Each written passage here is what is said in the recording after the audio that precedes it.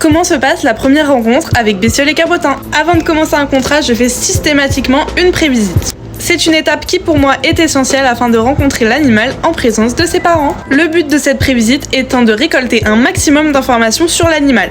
Aujourd'hui, on va plus parler des chiens.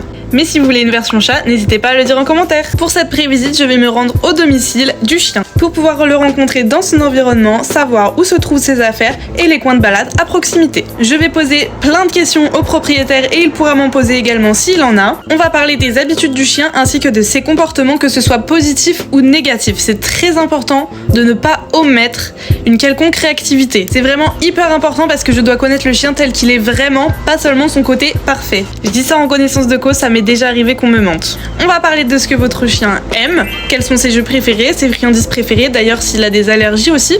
Ça peut m'aider à l'amadouer s'il est craintif et peureux, ou alors à créer un lien avec lui tout simplement. Il faudra également que le propriétaire me montre les affaires du chien, notamment collier ou harnais, et ses friandises s'il n'est pas autorisé à toutes les manger, sinon j'en ai également. Durant la prévisite, je peux aussi vous demander de faire une balade avec vous et votre chien afin de pouvoir observer ses comportements à l'extérieur. On peut aussi prendre le temps de remplir le contrat ensemble, mais on peut toujours le faire en distanciel. Je vous l'envoie en PDF et vous le remplissez pour me le renvoyer ensuite. En gros, la prévisite, ça me permet de rencontrer le chien sans stress, dans de bonnes circonstances, mais aussi de répondre aux éventuelles inquiétudes des propriétaires, de montrer que je sais m'adapter à chaque chien et à ses besoins, mais ça va aussi permettre au chien de découvrir mon odeur et ma voix, ce qui est assez important. Cette première rencontre, ça va permettre de créer une relation de confiance entre le propriétaire, le pet sitter et l'animal.